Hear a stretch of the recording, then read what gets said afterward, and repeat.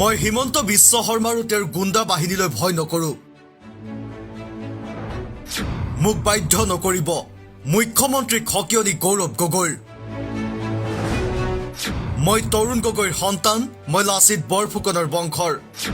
মুখ্যমন্ত্ৰীৰ সন্তানৰ কথা ৰাজহুৱা কৰিবলৈ বাধ্য নকৰিব। সাংসদ গৌৰৱ গগৈৰ বিৰুদ্ধে মুখ্যমন্ত্ৰী ডক্টৰ হিমন্ত বিশ্ব শৰ্মাই উত্থাপন কৰা পাকিস্তান লিংক সন্দৰ্ভত প্ৰত্যুত্তৰ দিবলৈ গৌৰৱ গগৈ আয়োজন কৰিছিল সংবাদমেল। গুৱাহাটীৰ ৰাজীৱ ভৱনত আয়োজিত এই সংবাদমেলত গৌৰৱ গগৈৰ সৈতে উপস্থিত থাকে কংগ্ৰেছৰ কেইবাগৰাকীও নেতা। যিখন ৰাজ্যত পাকিস্তান জিন্দাবাদ দিয়া, ফেচবুকত পাকিস্তানৰ কথা ভালকৈ কোৱা লোকক চুচৰাই জেললৈ প্ৰেৰণ কৰা হয়, সেইখন ৰাজ্যত খুদ মুখ্যমন্ত্ৰীগৰাকীয়ে কিয় কৰি আছে গৌৰৱ পাকিস্তান নামৰে ল'ৰা ধেমালি। 10 ছেপ্টেম্বৰ তাৰিখৰ পৰা 8 ফেব্ৰুৱাৰী তাৰিখলৈ প্ৰায় 6 মাহ কি কাৰণতে গুৰুত্বপূৰ্ণ SITৰ প্ৰতিবেদন মুখ্যমন্ত্ৰীগৰাকীয়ে নিজৰ লগত ৰাখি থলে, সেই প্ৰশ্নও এতিয়া উত্থাপন হৈছে।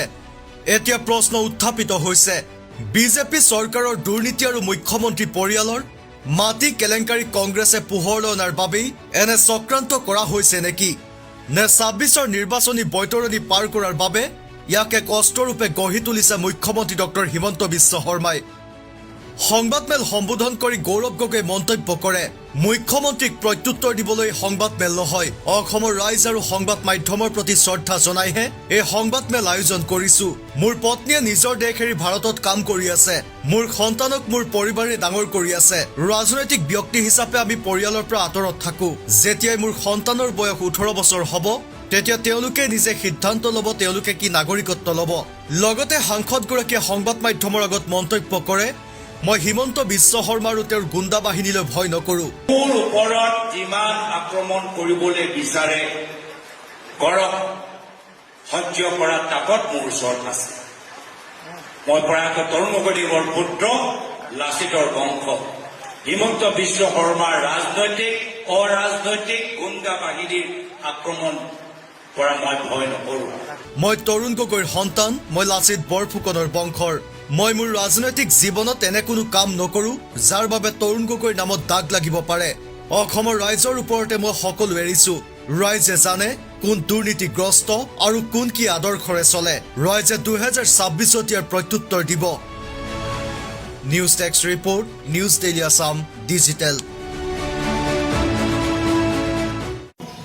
আজিৰ পৰা 6 মাহ আগতে জমা হ'ল। নিশ্চয় তেওঁ পৃষ্ঠাৰে পঢ়িছে, অধ্যয়ন কৰিলে, আৰু সেই সময় যিখিনি কথা ক'লে যে 10 ছেপ্টেম্বৰত গোটেইখিনি কথা বাতিল কৰিম, নিজৰ কথাৰ পৰা পিছুৱাই গ'ল।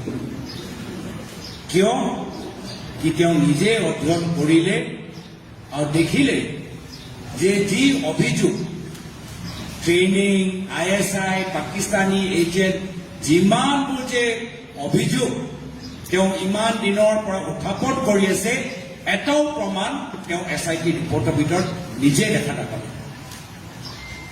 যাৰ ফলত প্ৰায় 6 মাহ অসমৰ ৰাইজৰ পৰা এই SIT ৰিপৰ্ট তেওঁ লুকাই ৰাখিলে। 6 মাহ। যদি কথাটো ইমানেই গুৰুত্বপূৰ্ণ, যদি কথাটো ৰাষ্ট্ৰীয় সুৰক্ষালৈ সম্পৰ্ক আছে, তেতিয়াহ'লে 6 মাহ কিয় ৰখিব লাগে? যদি ইমানেই ডাঙৰ কথা, যদি কেন্দ্ৰৰ চৰকাৰ আন্তঃৰাষ্ট্ৰীয় সন্থাৰ সহায় সহযোগ লাগে, তেতিয়া 6 মাহ এইখন ৰিপৰ্টৰ ওপৰত মুখ্যমন্ত্ৰীয়ে কিয় বহি আছে? এই প্ৰশ্ন যোৱাকালি এগৰাকী সাংবাদিকজনে সুধিলে, আৰু তাৰ উত্তৰত মুখ্যমন্ত্ৰীয়ে কি ক'লে যে জুবিন দাৰ মৃত্যুৰ বাবে আমি এখন ৰিপৰ্ট আমি মুকলি কৰিব নোৱাৰিম। তাতে সন্মুখতে আপোনালোকক মিছা কথা ক'লে, সন্মুখৰ পৰা তেওঁ গোটেই মিছলীয়া কথাবোৰ ধৰা পৰা আমি সকলোৱে দেখিলোঁ।